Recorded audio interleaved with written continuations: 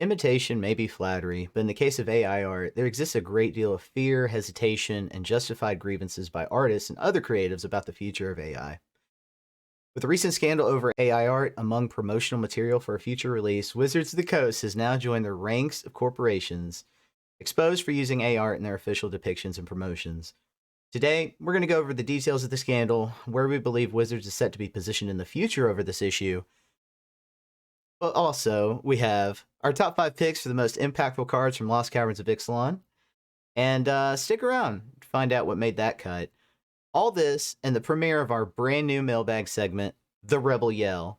So, this is episode 32 of the Rebelcast. I'm your host, Max Damage. Let's get into it.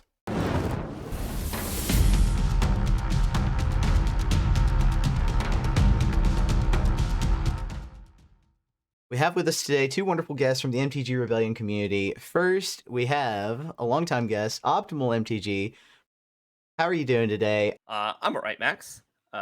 Just relaxing, chilling. Been waiting for another one of these to come around. It's been a while. It has been a while, With yeah. like holidays and whatnot. So I hope everyone enjoyed the holidays and had a happy new year. Other than that, I did play a standard RCQ yesterday. Uh, I decided to mess around with some stuff, but it did work out as planned. But I think the next one I'll just go back to what I used to be playing, which is domain. Just be boring. Just be a boring individual. Just be boring and win, right? Hell yeah, hell yeah. Glad to hear it. Glad to hear you're in the competitive scene still, that you're doing standard as well. We also today have with us a newcomer to the Rebelcast, but definitely not the Rebellion community. You may have seen this person brewing standard or explorer in our community brewing channels.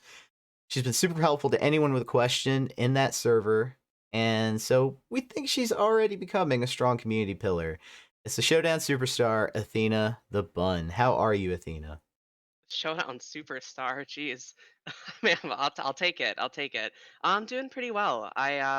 Getting ready for my own first time playing in paper this coming RCQ season. I'm gonna wait until after the next set comes out, since my RCQ happens about a month after it. Before I pick a deck, because I was pretty sold on blue white mid range, and then I found out it was like $550, and I'm like, oh, maybe Yep. maybe I'll wait just to make sure. That's a good idea. Yeah.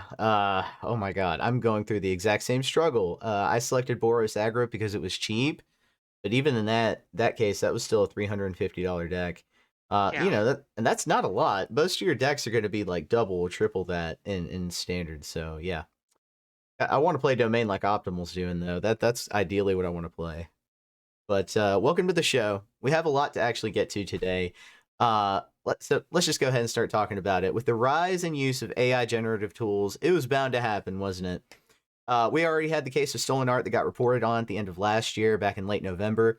They cut ties with that artist, David Sondred, for stealing the art for Wayfarer's Bauble. In I believe it was a Lost Caverns Commander card. I think if I'm correct. Now we have this promotional art, obviously created by AI tools, and Wizards initially denying it. Right. Last month they released a statement in December that they would never work with AI tools on MTG cards. They would never let their artists use AI tools. And already with that statement, people were forcing them to backtrack a little bit and realize, hey, yeah, we're all against AI 100%, like when it comes to, pure AI artwork, but there's tools now that are legal that actually pay the artists that help to build those tools. So you're going to have a lot of mixed AI with human hands kind of artwork. And that's actually what happened here. But in any case, so back December, they announced that now you have this. They've been forced to release a statement backtracking and essentially apologizing for initially doubling down on this piece of artwork that I have up on the screen being AI generative. So I want to go ahead and read the statement in full and then talk about we have 5 tweets.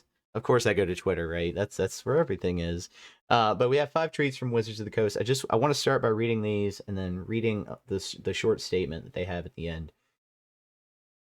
Here goes in the voice of Magic: The Gathering, Wizards of the Coast.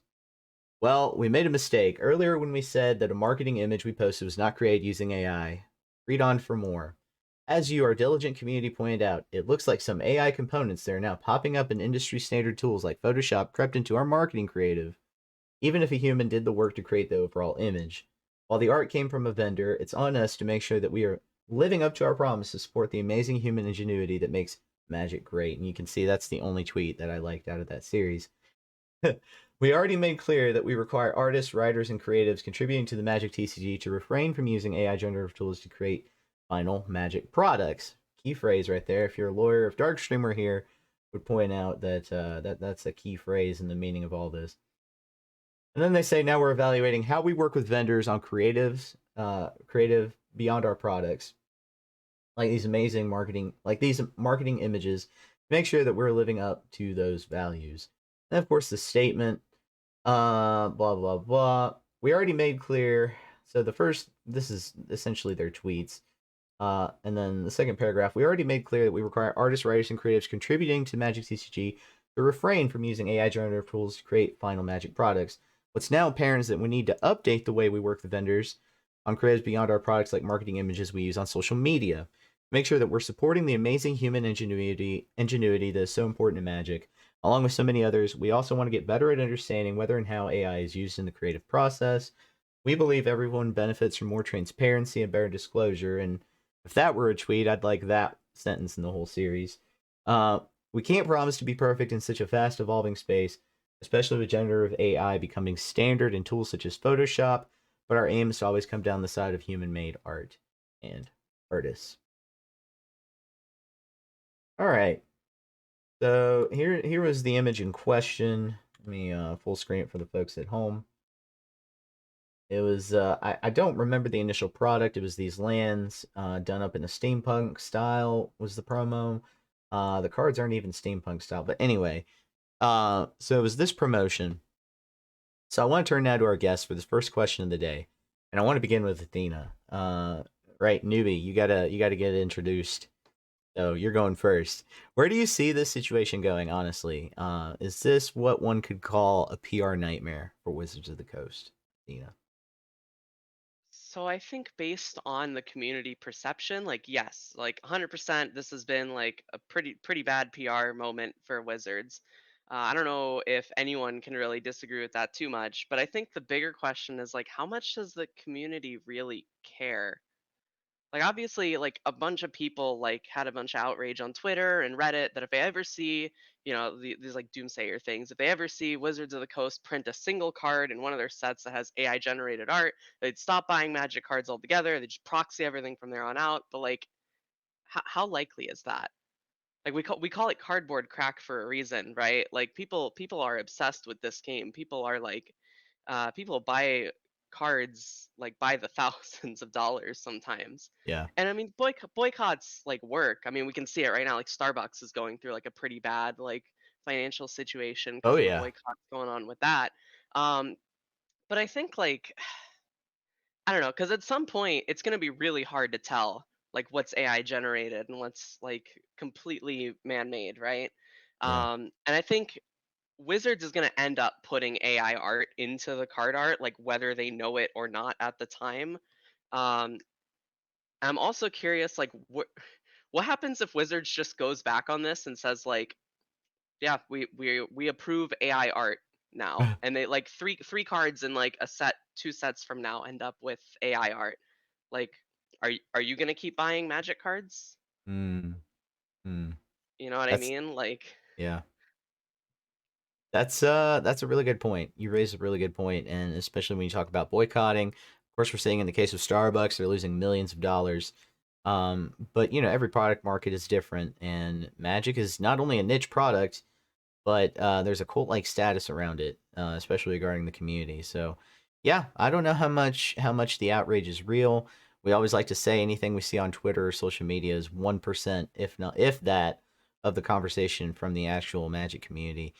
Optimal, do you have anything you wish to add to what Athena's basically said already? No, I agree, for the most part. Like how many products do we see these days now that are impacted by AI in general? Hmm. If it's not even stuff that we're purchasing, if it's just stuff that we're looking at, right? It all gets embedded somewhere.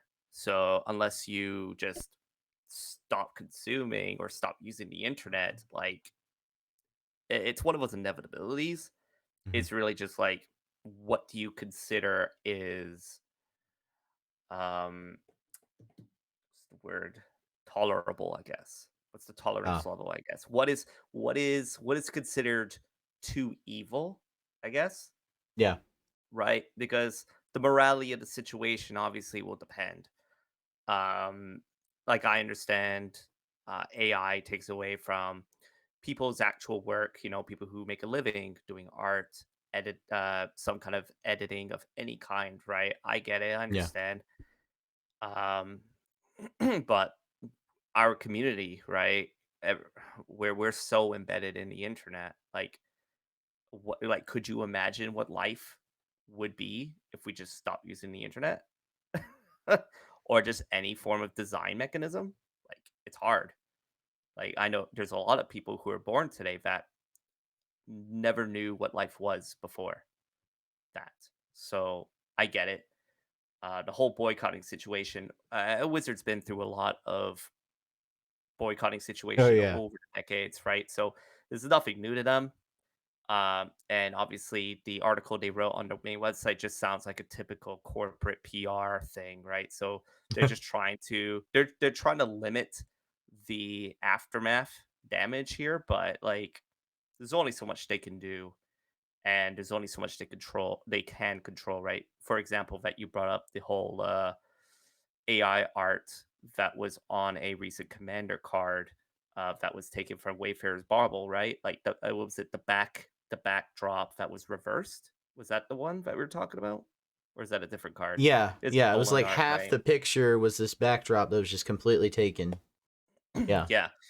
So, and we've seen that a few times throughout Magic's history, to be honest, when it comes to artists just kind of taking other artists' work. Like there were some people that took stuff from Tumblr, right? There was one person that was notorious for taking art from yeah, Tumblr and yeah, giving no recognition. yeah, So, uh, but yeah, at least for me, I find it hard myself to notice a Magic art that's like either AI generated or stolen, because I like there are so many cards out there now that I've never seen that I wouldn't be able to put two and two together, to be honest. But it's at the end of the day, it's different strokes for different folks. yeah. Okay.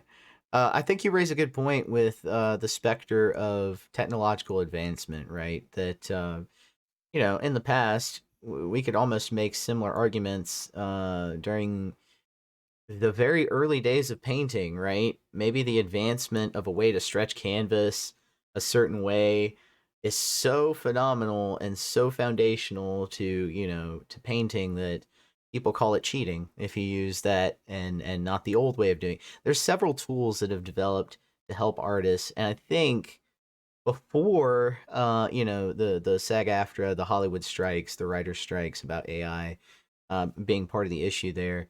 Before that, before all the fuss over I think artists largely saw it as um, a tool, another tool in the tool set, and I think you're going to start to see a lot of that, a lot of the human AI hybrids in art and in creation, and I think that's how it's intended to be. I mean, if we think about auto tuning in music, we think about the synthesizer. We think about certain instruments that just, where less and less effort needs to be applied to create a greater and greater sound or have a greater impact in the medium. Um, AI is another thing in the line. You can think of it that way. And then, of course, the other way to think of it is that corporations are going to try their hardest to squeeze as much money out of, not having to pay people to do things. And so I think that's a very real fear as well. And so this is where we're at in the discussion for sure. Um, I also want to ask both of you so I guess related, good segue. What does Wizards stand to gain from making statements that distance themselves from AI art? And do you think those statements can be honest? Can they keep the promise of that if they wanted to? I mean, already we see one of their own artists lying to them about using generative tools, and they genuinely believe this person. Optimal, I'll start with you. What do you think about these statements against AI art that Wizards makes? Uh, I've done a lot of jobs working in corporate, so whatever the bottom line they see, right? So today they can say we're gonna step aside from AI, until the dust settles, and then from there do something more disastrous and be like, look at this distraction, and then do a bunch of stuff over there. Like that's the reality of corporations. Like you can't get away from it. So you kind as I mentioned earlier, you kind of just got to pick your battles, and that's it. That's all you can really do. That makes sense. That really does make sense. Pick your battles, especially with regards to the boycott. I think that's a very important statement to make, and Athena raised that point as well earlier. Athena, do you have anything to add to either what I or Optimal have said? I mean, mostly just that, like, I agree with the whole thing of like it was the right move for them to do PR wise to denounce it. But then like in terms of like, can they keep up with it? Probably not. But I think in the short term they can for long enough that this whole thing kind of dies down. Fair enough. Yeah, I think that's fair. Um, yeah, I've always tried. Okay, recently I've begun to try siding on the more optimistic, less cynical side of Hanlon's razor on these issues, which basically says roughly never attribute to malice what could be attributed to incompetence instead. I personally think this was the case of the left hand not knowing what the right hand was doing. But that's my personal take. Working in a big organization myself, but just paying attention to scandals in the past. A lot of times, it's really just people not communicating. But if you feel differently, audience, let us know in the comments, and perhaps your comment could actually be in the next episode's mailbag segment. Speaking of which, we do have a Rebel Yell coming up later on in the podcast, our first mailbag segment, where first we had the Rebellion Discord server submit questions, and we're going to answer them. So stay tuned for that.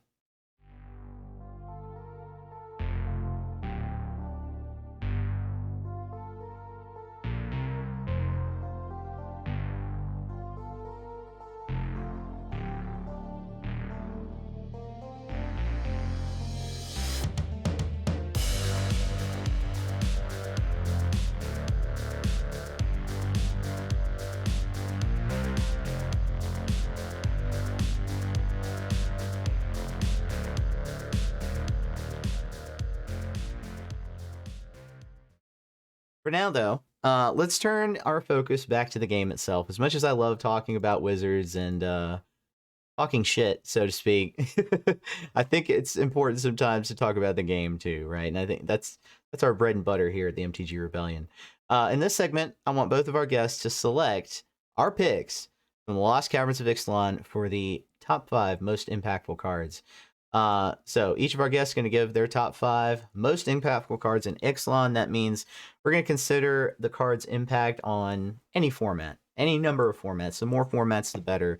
But from each of these guests' perspective and your play in various formats. So let's start with a newbie, Athena. What have you got for us? Your top 5 most impactful cards from Lost Caverns of Ixalan.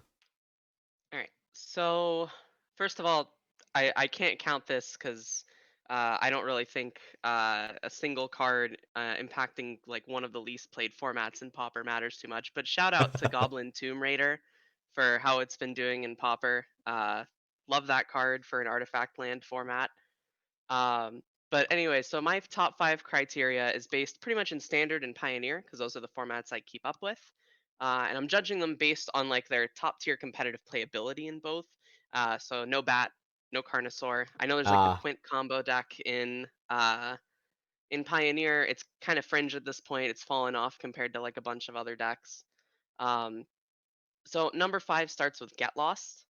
It's played both in Standard and in Pioneer, in both super aggressive and super controlling decks. It's at least part of the reason why Azorius Control in Pioneer has like risen to the status that it has because it's so much better than Fateful Absence. The opponent having to crack the map at sorcery speed rather than instant speed is a big deal, and the fact that you can blow out the map with another removal spell is also pretty big.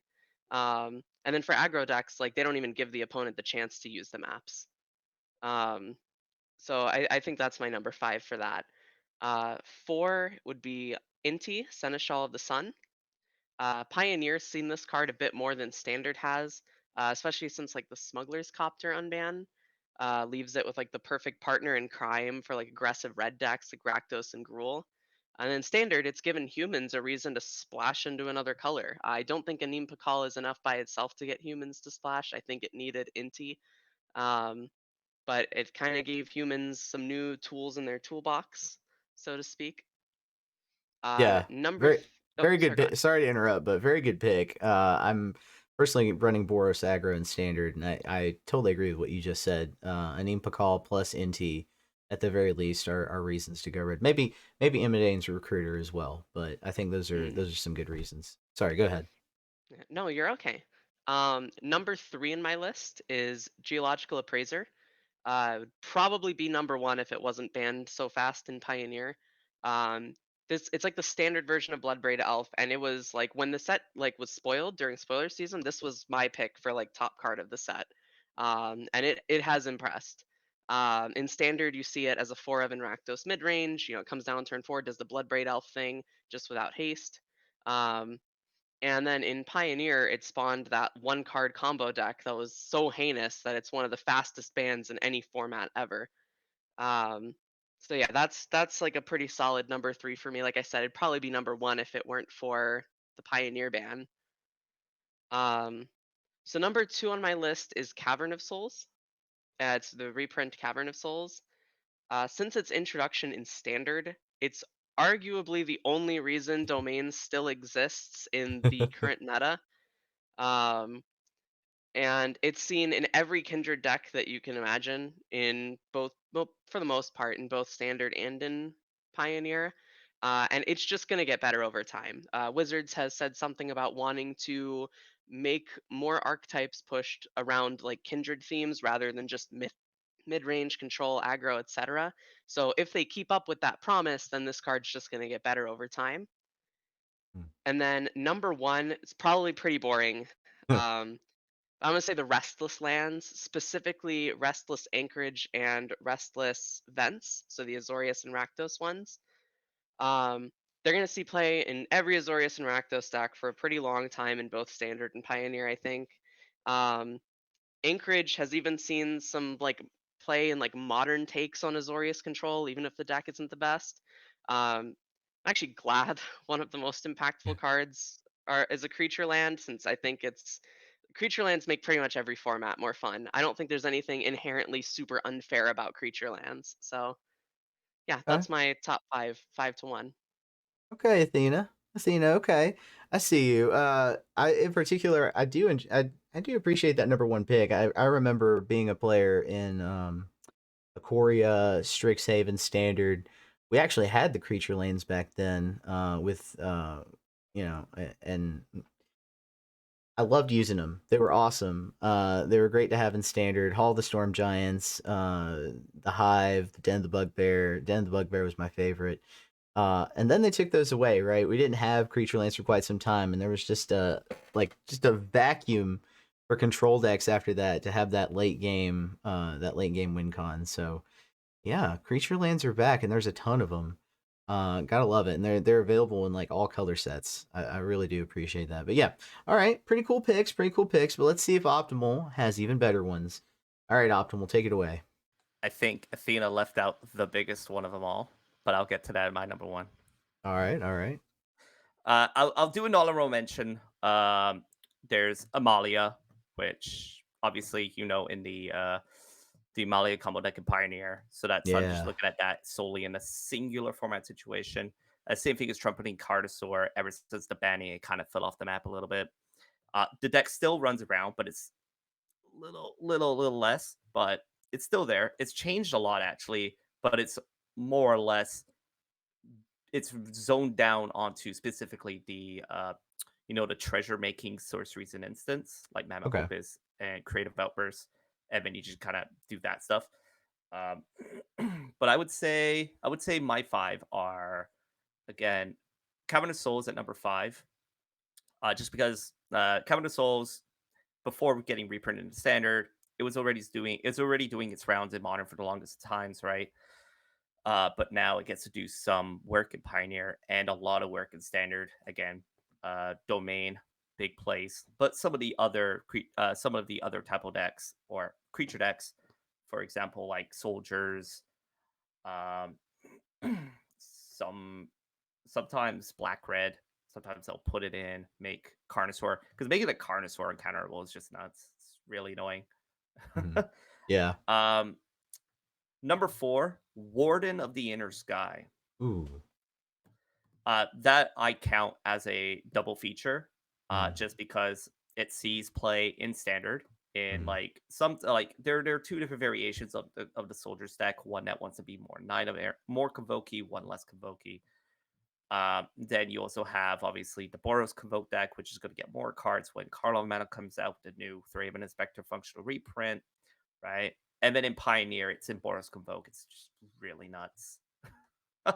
It just does its thing. It's really, really good. It That is. was my Um, number. That was my number 6 in my. It Yeah. was really close between that and Get number Lost for 6. me.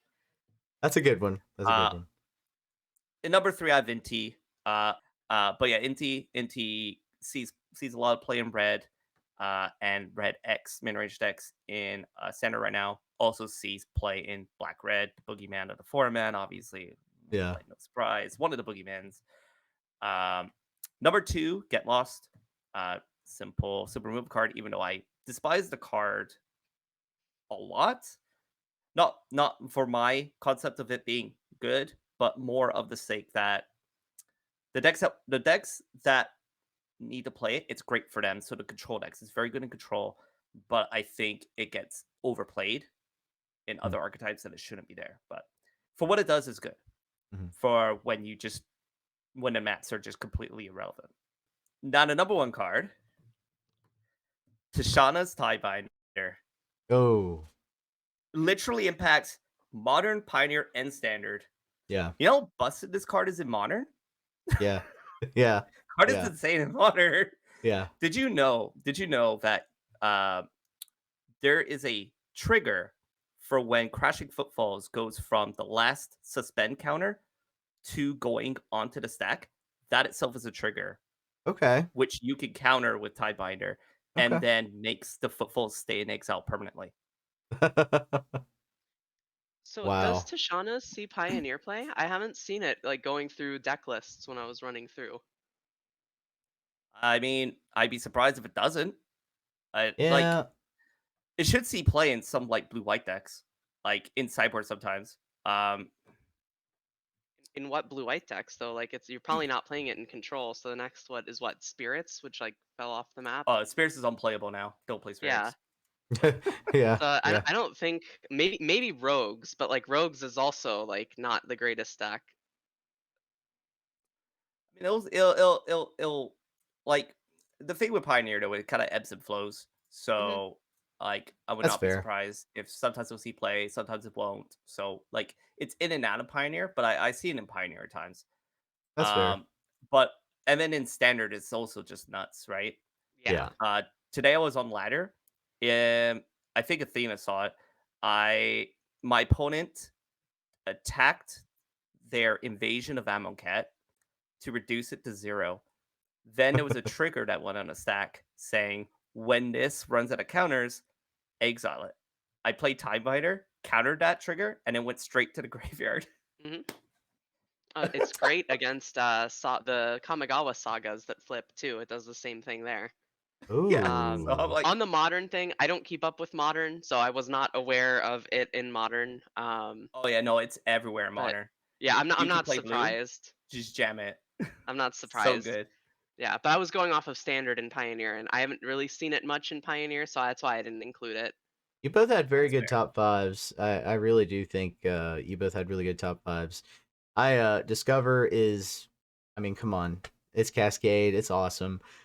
Get Lost, I think it was pointed out, very good in control. Outside control on your more mid-rangey, your aggro lists. I don't know. In aggro, it can sometimes be justified, right? Because you just want to kill the one thing. Mid-rangey list, it probably doesn't belong in those in your more grindy matchups. NT, a Warden of the Inner Sky.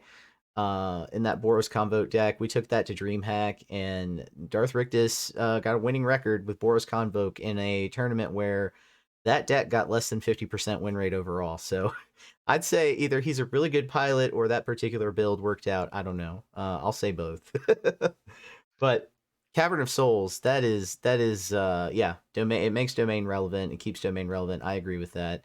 I also think that it sees play in your all your tribal stuff, all your kindreds, right?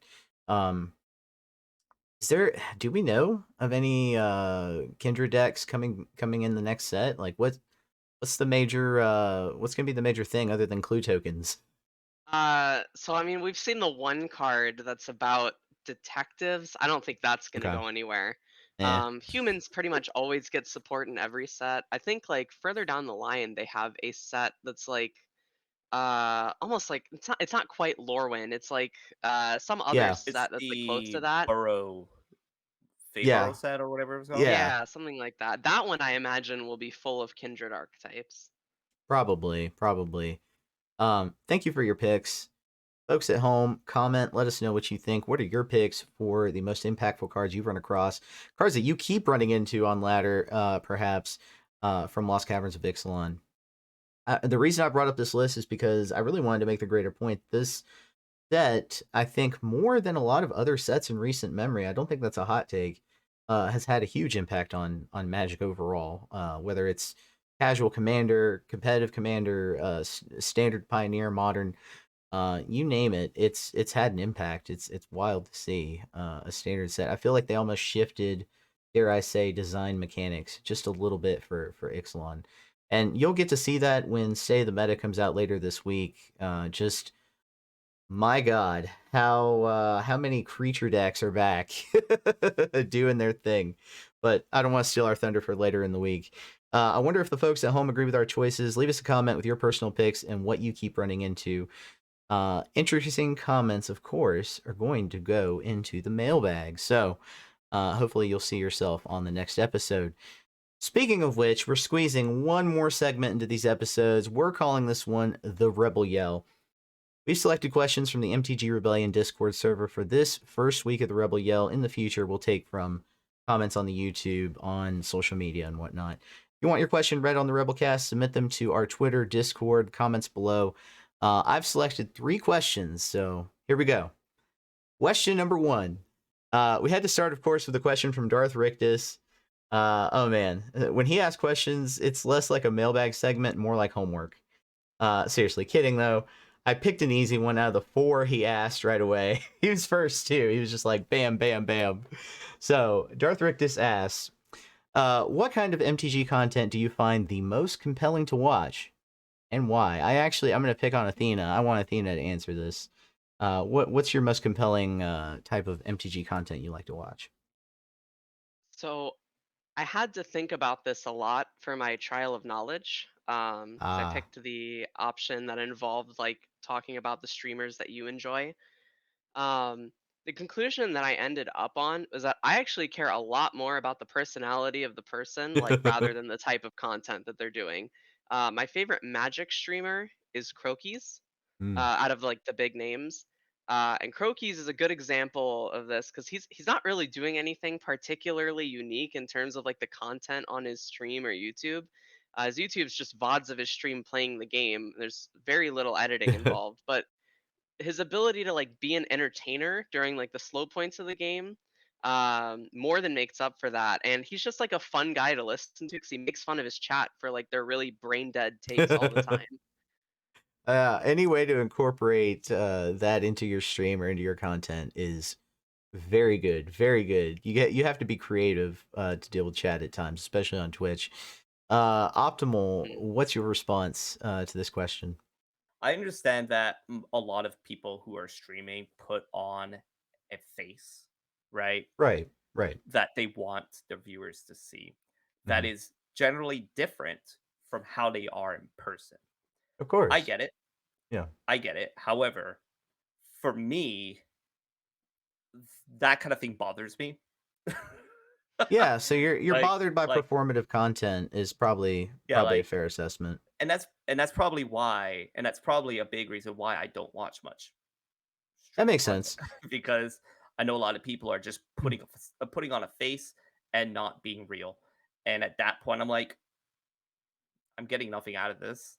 Yeah, yeah, I totally get that. I think you're just a little bit more analytically minded with the content you like to watch, and probably the content you would like to create as well. I think that's totally fair. You definitely need all types to make good content, and there's definitely room for that in the MTG community. I would agree. But I really want to get to this second question because I know, honestly, we could discuss this all day. Content creation. It's something that we do actually in the Rebellion server.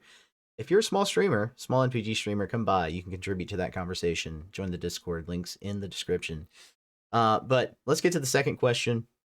Sleeveless MTG, shout out to Sleeveless MTG, writes, if you could ban one card, like on the spot, right, guaranteed, what would it be?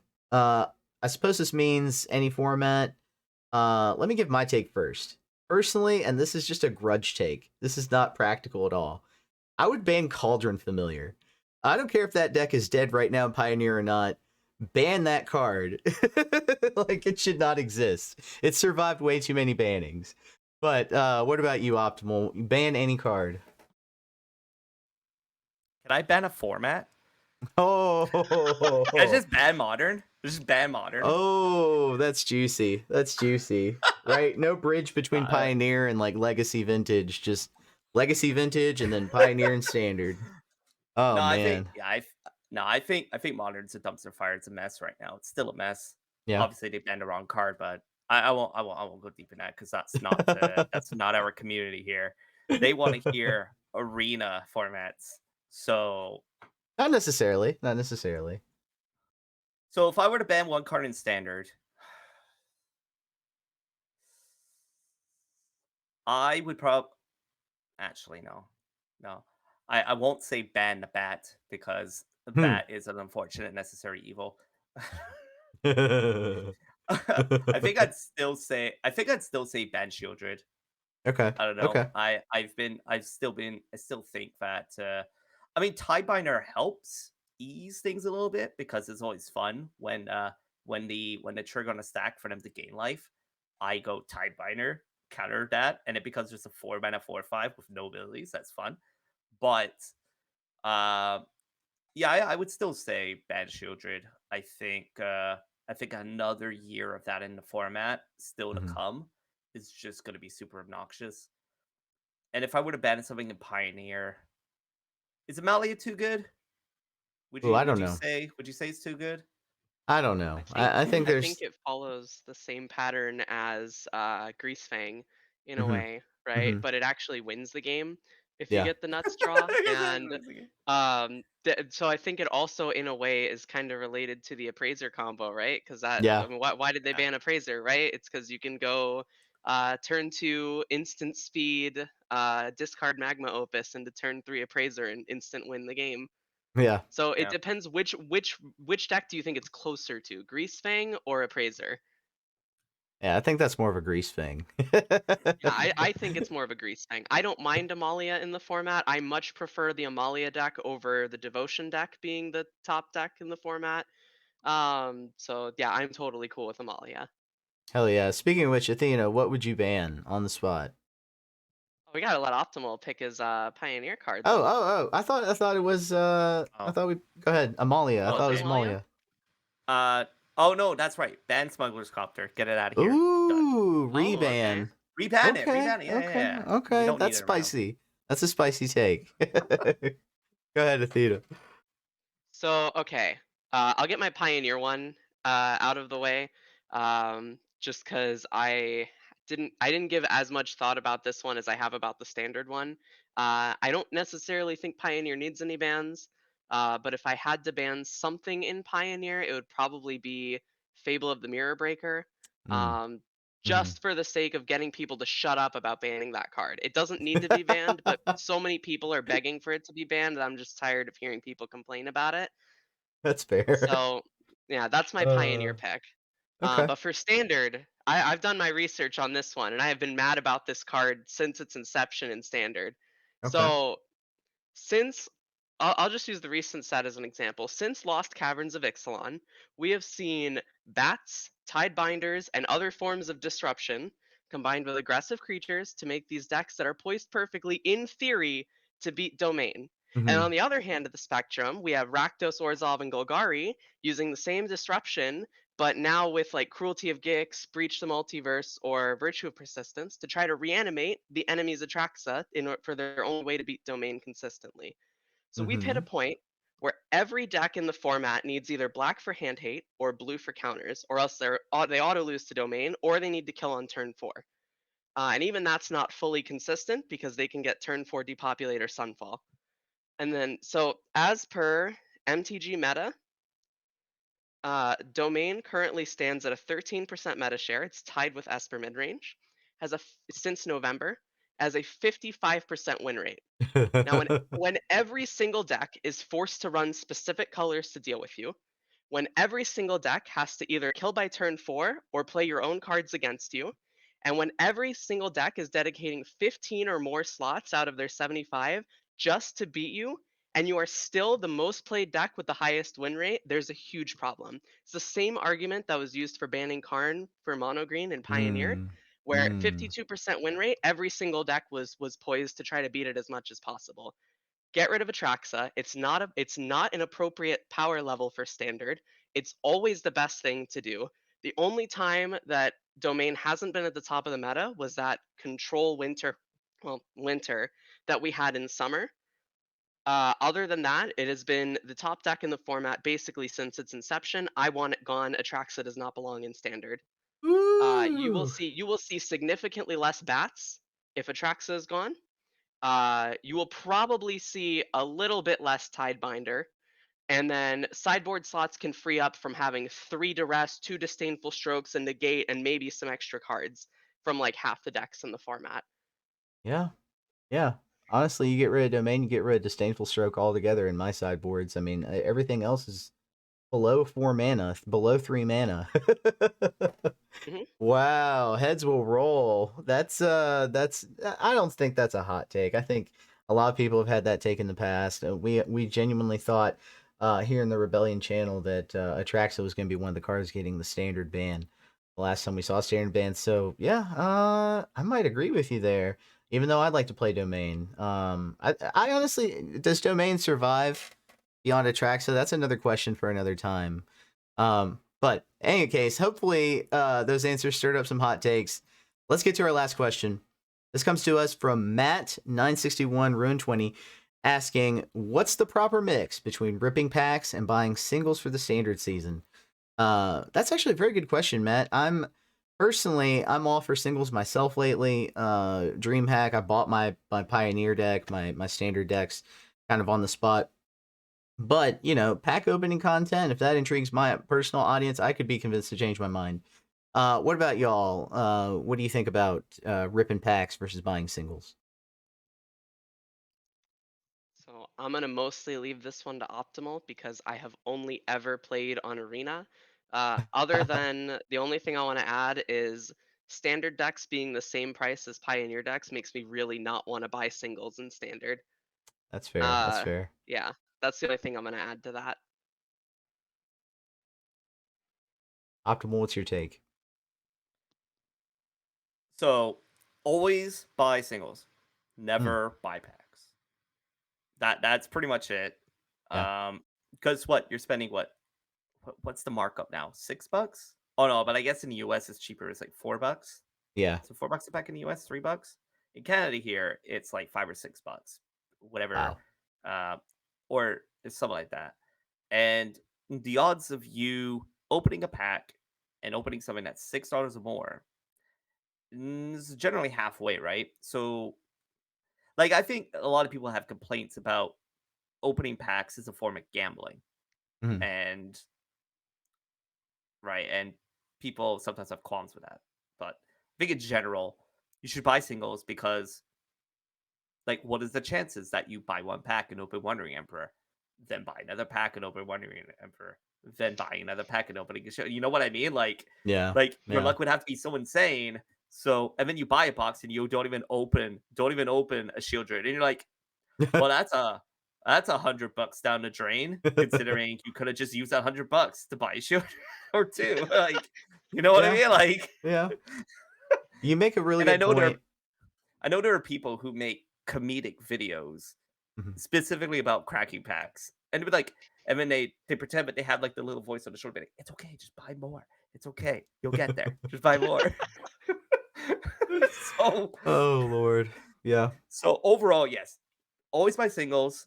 The only time you should ever buy packs is if you are in literal dire straits that you need like a specific uncommon of some sort that you can't Yeah. find anywhere, Yeah. and it's somewhat justifiable. But if you're opening packs for specifically rares, just buy singles. I understand. I understand the cost can be steep at times, but overall, you're going to spend less buying singles than you will buy packs. I believe that too. I generally agree with that opinion. I might add the niche example that if you're a collector, if you like the pretty versions of cards, I would say if you're gonna buy any packs at all, buy collector boosters. Because that's really what you're buying packs for. If I think about it as game pieces, if I'm trying to buy to play a certain standard deck, then I'm just gonna buy the cards I need. That's just singles all the way there if I'm being competitive. But thanks for all the questions, Rebels. I'd say this has been a pretty successful first Rebel Yell, wouldn't you? Be sure to leave us your comments and questions for the next Rebel Yell. You can get at us on Discord, Twitter, or YouTube in the comments to this video. All links, of course, in the description. Well, that's all the time we have for today. I want to thank each of our guests, Athena the Bun, Optimal MTG. Thank you both for coming on. And we'll be back next week with another episode. Be sure to like this video and subscribe if you're on YouTube. Before we go, I want to give our newcomer a chance to pitch her streams. Athena, where can the folks at home find you? What are you working on in the coming weeks? So, as for streams, you can find me on twitch.tv/Athena the Bun. I stream from usually 11 a.m. to 3 p.m. on Tuesdays and Thursdays just because I'm a morning person. I will have a YouTube soon, trademark. I just got finished with this terrible cold that was affecting my voice. But I've started recording yesterday for YouTube stuff, so should be coming soon, and it's gonna be under the same thing, Athena the Bun. Oh yeah, everybody go check that out. Optimal, what are you getting up to in the coming weeks?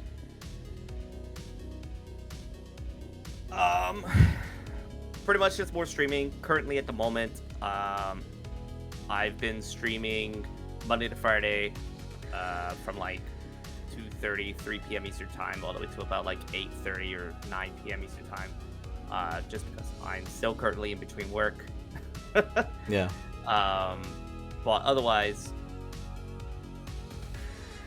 just for now it's that.